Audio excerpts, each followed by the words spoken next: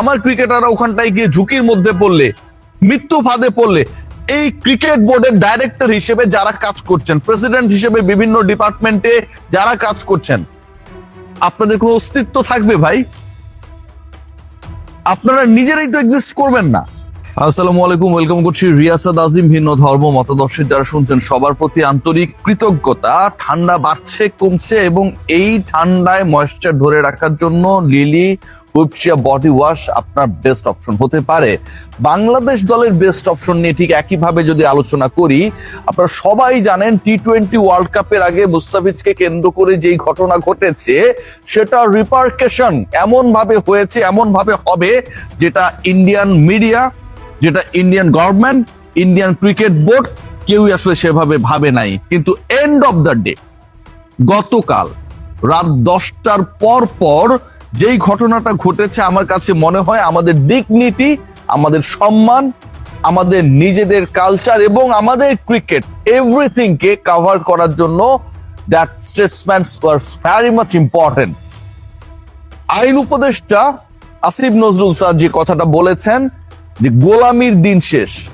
ICC অনেক বড় মাতবর হতে পারে, বাংলাদেশের একজন ক্রিকেটারকে যেই দেশের ক্রিকেট বোর্ড না খেলানোর জন্য সেই দেশের ওই ফ্র্যাঞ্চাইজি লিগের কলকাতা নাইট রাইডার্স কে বাধ্য করে, সেই দেশ বাংলাদেশের 15 জন ক্রিকেটারের, 22 জন কোচিং স্টাফের, সমর্থকদের, সাংবাদিকদের, ক্রিকেট বোর্ডের ডিরেক্টর যারা রয়েছেন তাদের নিরাপত্তা কি করে দেবে? বাংলাদেশ ক্রিকেট বোর্ড অফিসিয়ালি আপনাদের বলছি, Bangladesh Cricket Board has written to the ICC, or almost they're about to write to the ICC that they are not intend to play their World Cup matches in India. This is official. This is not unofficial. Asif নজরুলের ওই পোস্টে আমরা স্পষ্ট indication পেয়েছিলাম যে Bangladesh cricket board যেন এরকম একটা স্ট্যান্স নেয়। বাংলাদেশের ক্রিকেটারদের নিরাপত্তা আগে, বাংলাদেশের মানুষের ডিগনিটি আগে, এবং সেই বিষয়কে সামনে রেখে বাংলাদেশ ক্রিকেট বোর্ড বিসিবি গতকাল ইমার্জেন্সি মিটিং রেখেছিল।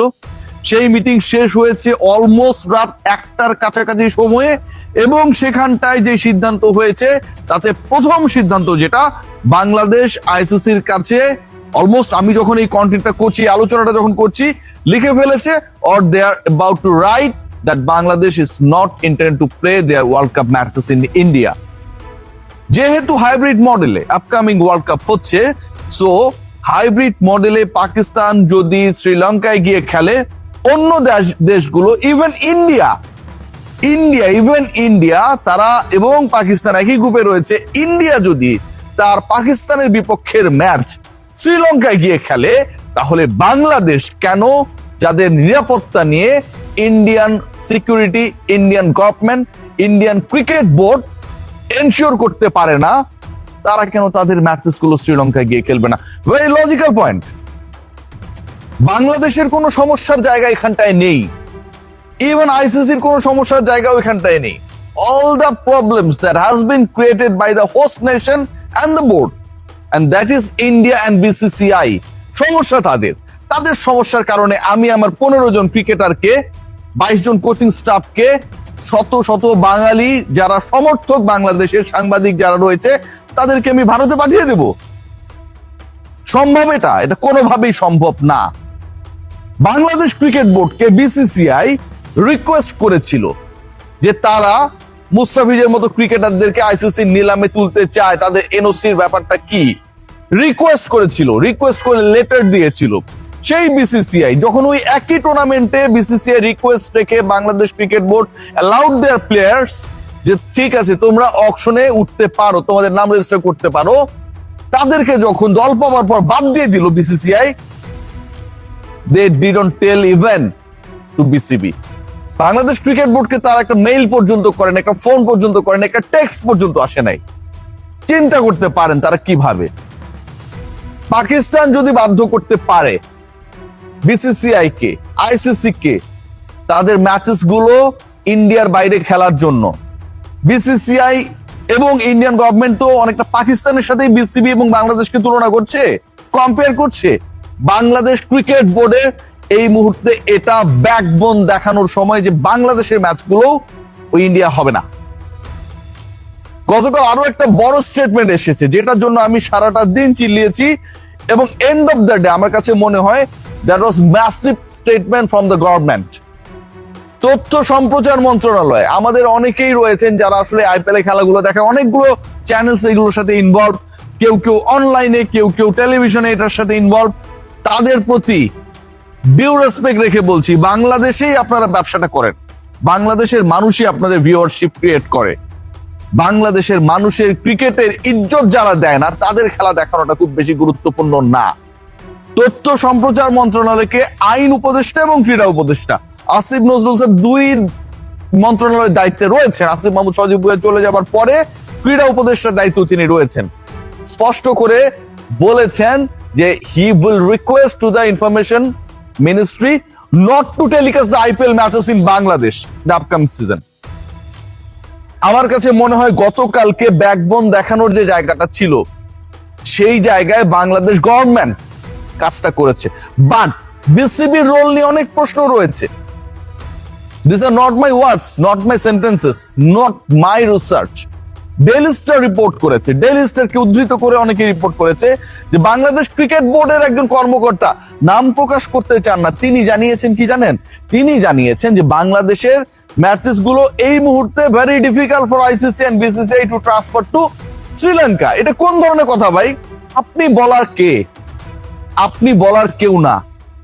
আপনি এটা বলবেন যেভাবে হোক বাংলাদেশের ম্যাচ সরাতে হবে। নাম প্রকাশে অনিচ্ছুক কর্মকর্তা বিসিবির। ভারতীয় ক্রিকেট বোর্ডের কি সমস্যা, আইসিসির কি সমস্যা, সেই সমস্যা নিয়ে আপনাকে ডিল করতে হবে। আপনি আপনার সমস্যা নিয়ে ডিল করবেন, বাংলাদেশের ক্রিকেটারদের সমস্যা নিয়ে ডিল করবেন, ডিগনিটি নিয়ে ডিল করবেন। সেই চিন্তা না করে আপনি স্টেটমেন্ট দিচ্ছেন যে এই মুহূর্তে এটা ভেরি টাফ। এই মুহূর্তে এটা ভেরি টাফ হয়ে গেলে এটা তাদের সমস্যা, তারা সলভ করবে, not you. You are not responsible for that. Bangladesh cricket board যখন এরকম একটা স্ট্যান্স নেয়, এরকম যখন ডিরেক্টরদের একজন এইরকম কথাবার্তা বলে, তার মানে বোর্ডের মধ্যে এই কথাগুলো চলে। এটা very unfortunate, very unfortunate. Bangladesh cricket board কড়া প্রতিক্রিয়া দেখাতে গিয়েও কেমন যেন ডিফেন্সিভ ওয়েতে চলে যায়। This is also very unfortunate. Cricketer না থাকলে, ক্রিকেট না থাকলে, সমর্থক না থাকলে, আমার ক্রিকেটাররা ওখানটায় গিয়ে ঝুঁকির মধ্যে পড়লে, মৃত্যু ফাঁদে পড়লে, এই ক্রিকেট বোর্ডের ডাইরেক্টর হিসেবে যারা কাজ করছেন, প্রেসিডেন্ট হিসেবে বিভিন্ন ডিপার্টমেন্টে যারা কাজ করছেন, আপনাদের কোনো অস্তিত্ব থাকবে ভাই? আপনারা নিজেরাই তো এক্সিস্ট করবেন না। প্রতি রিফ্রেশে কলকাতা নাইট রাইডার্স এর ফ্যান ফলোয়ার কমে যাচ্ছে তাদের সোশ্যাল হ্যান্ডেলে। কলকাতা নাইট রাইডার্স কি কামটা করেছে দেখুন। যখন এই ডিসিশনটা বিসিসিআই তাদেরকে জানিয়ে দিল, উইথিন সাম মিনিটস মুস্তাফিজের সকল পোস্ট সরিয়ে দিয়েছে। মুস্তাফিজের পোস্টগুলো কি আপনাদের পেজকে নাপাক করছিল? সকল বাঙালির উচিত, বাংলাদেশি সাপোর্টারদের উচিত, ক্রিকেট প্রেমীদের উচিত কলকাতা নাইট রাইডার্সের সকল সোশ্যাল হ্যান্ডেল রাইট নাও, এখন থেকে আনফলো করা। এটা ছাড়া কোনো সমাধান না। Again, I am giving my full thanks, support to the government. যে স্ট্যান্সটা নেওয়া হয়েছে from the sports ministry. Asif Nazrul sir একদমই নতুন এই মিনিস্ট্রিতে, বাট এই গার্ডস শো করার সময়টা এখনই ছিল। গোলামির দিন শেষ, গার্ডস উঁচু করতে হবে, গার্ডস দেখাতে হবে, ব্যাকবোন নিয়ে দাঁড়াতে হবে, এবং সেটাই হবে আমাদের প্রতিবাদ। সবাই ভালো থাকবেন, টেক গ্রেট কেয়ার।